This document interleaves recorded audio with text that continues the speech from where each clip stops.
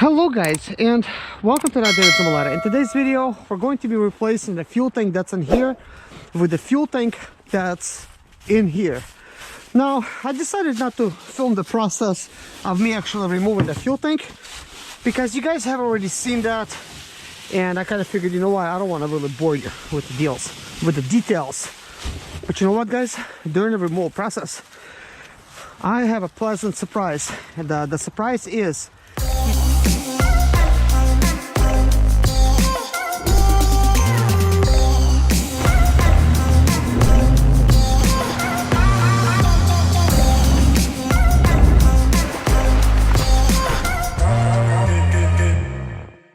this over here, this little hose.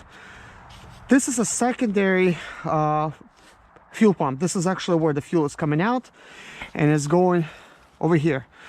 And actually somebody did a good job. This is why I did not disconnect it way back here, and I disconnected it, well, I pulled it out of the place that was actually located, and I decided to save it because somebody really did a good job, and they put a bolt over here in the end and they tapped the hole. And this is because somebody used to have an S-bar heater in here, you know. Now, one did not come on this van. I got it without it. So whoever had it then removed it, and now it's no longer here. So that's a pleasant surprise because this other van does have an S-bar heater in there. It's actually by Webasto, and it's a hydro one. It's actually used to heat up all your fluids inside, keeping your engine warm, which is going to be perfect for the winter time. And then it uses that hydro heat to heat up the inside, and that is definitely a really nice find, because what I was actually thinking about doing is taking the other fuel pump apart and replacing the top portion, because I kind of need to with this type of, you know, portion over here. Like this one broke off, and this is why we had all the leakage. It broke off like right there, and I kind of thought, you know what, I'm just gonna replace the, you know, make one out of two. I'll still do that, but not for this type of van. So now I don't even have to pull out this fuel pump, because I know this was working, and basically we don't need to do anything to it. So I'm just gonna leave things like that as they are. The only thing we have to do is, this is the hose that goes and supplies, this is a fuel line that supplies your van. It had this clamp on here, and I decided to kind of keep things intact over here. As a matter of fact, I'm going to recommend that if you are removing that fuel tank, disconnect it at the plastic type of hose which comes over here instead of disconnecting over here. It's going to make your job a whole lot easier, plus you don't risk of breaking this little nozzle. And there's another plastic line like this that comes in, and you disconnected it right there. You know, so that's just like my little recommendation. But anyways, that being said, this is the fuel tank we're going to be installing. Now the only thing I have to do is go back there, go ahead and actually pull that one out. Before pulling out, I have to suck all the fluid out of it, and that's another story. We are one step closer to pumping out all the diesel out of my tank, and I'm going to be using my electrical pump to do it. This time I don't have my handy dandy switch, because I left it out and it got rained on, so I don't want to risk it. So I'm just gonna have to do simple, well, not much simple, but unplug method. So it's pumping diesel fairly nice with this pump. Nice flow of diesel that's coming out. I'm definitely happy about that. So I'm gonna go ahead and unplug that. I don't know how much we got, but we got some. Having a switch would have helped. Yeah, we're only half a tank. Okay, I could actually monitor things right here, so this is good. As long as the cans are not going to be falling down, which for the most part they're okay. I got them kind of against each other. I could actually monitor the fuel in the actual fuel tank by actually just pumping like that. But anyways guys, after this, man, it's gonna go so smoothly, so fast. Once I pump out all this diesel, my next step is, I'm just gonna walk away a little bit from this noise. My next step is quickly get in there, disconnect two connections, which will be this main fuel line connection here and this main fuel line connection here. Once I do that, boom, done. I even have the clamps ready to go. They are number 6. I think 6 is no, they're not, they're like number 8, I think. But anyways, I have everything ready to go. As a matter of fact, that's done. That's done. It's a lot quicker than I anticipated. I like to multitask.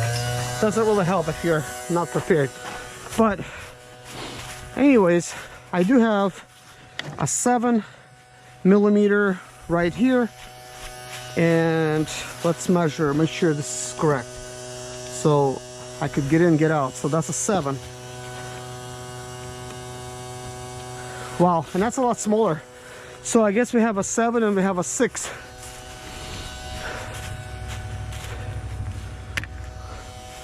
So we make that ready to go.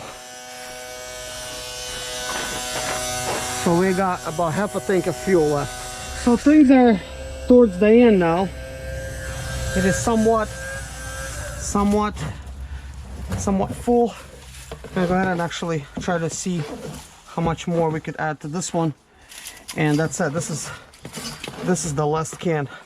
I pretty much pumped out 5 cans, but I only added 4.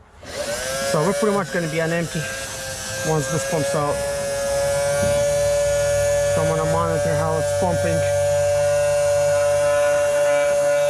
Okay, we're done. So I gotta pull that out, replace these.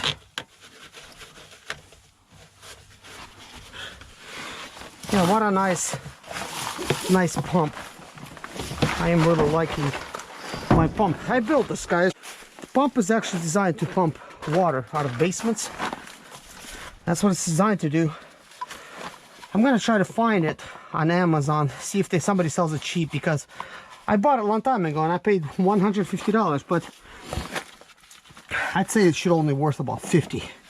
So I'm gonna try to look for one. It's maybe like 50, 70 bucks. Tops 100 for a pump. Pretty sure it's probably Chinese made anyway, so it's not like there's a lot of quality involved. Now guys, this time I'm going to make it easier for me, and the way I'm going to do that, I'm going to be just fueling up like I'm at a gas station. Last time I was holding this, and so this is a little upgrade from holding. I'm going to simply turn on the pump and pump all this fuel out.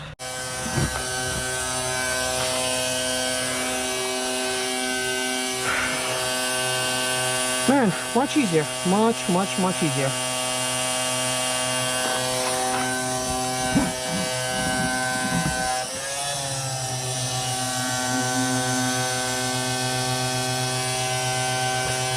This time I don't even need to shut it off.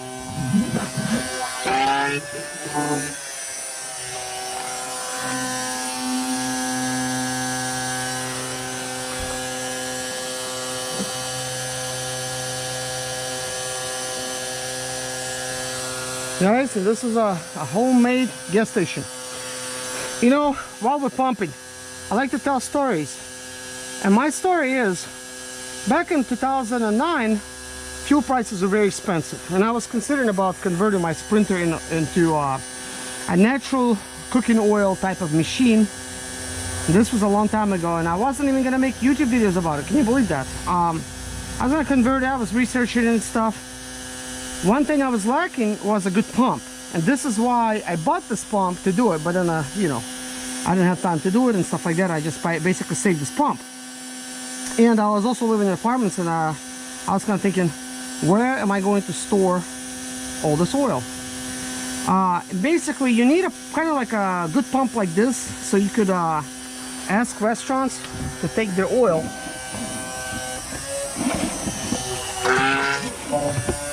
and they let you take their oil, and when you take it, you have to have something to pump it. I mean, you could have a hand pump, you could do anything, but I kind of figured, you know, something like this would definitely be so much better, so much easier, man. You know, that's what I was hoping for, and that's why I got it. And only recently I bought, you know, these fittings here, metal ones, and this is nothing but garden hose fittings that bolt directly onto this pump, which is great. So this is nice. Well, anyways, guys, if the fuel prices get up there in price again, or maybe they don't and I feel like doing a project, I might do something like that where I'm gonna go and bag restaurants for the used cooking oil. I will pump it out, bring it home, make my own biodiesel, or just use it, you know, filter it and use it straight like it is. So that's a plan. And I also would like I would also like to create a working oil type of a heating system, like the used oil that I removed from my vans. I want to build my own heating unit that uses that oil to heat up my garage, so that it's going to be like free energy basically. So that's another thing that I'm interested in, and slowly but surely I'm doing one by one things that interest me, because you can't really do everything at the same time.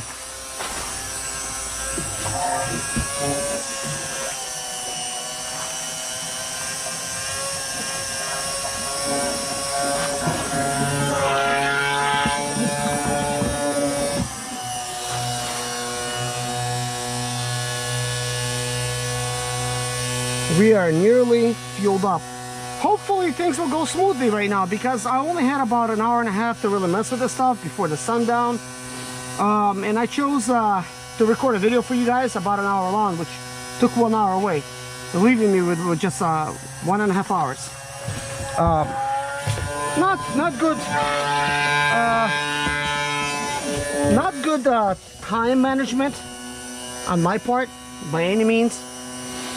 You know, but what can I say? Thank God that I had enough time to really swap these fuel tanks in this amount of time, removing 2 fuel tanks from 2 different vans and swapping another one in. So it really worked out in my favor that I decided to just use my parts van for its fuel filter. Fuel filter, man, I keep calling it fuel filter. Guys, I'm sorry. Every time I say fuel filter in these videos, I mean to say fuel pump. Man, I can't believe I'm like misinforming you like that. But anyways, we are full now, and it worked out in my favor, the fact that the fuel pump had a secondary fuel line for like an S-bar heater, so maybe it's something I could hook up. My name is Serge Zimaleta. I'm 37 years old, and yes, I experienced success after buying my first home for cash. Back in 2011, I was broke, but I learned to solve problems on my own. Now I'm helping others to solve their problems.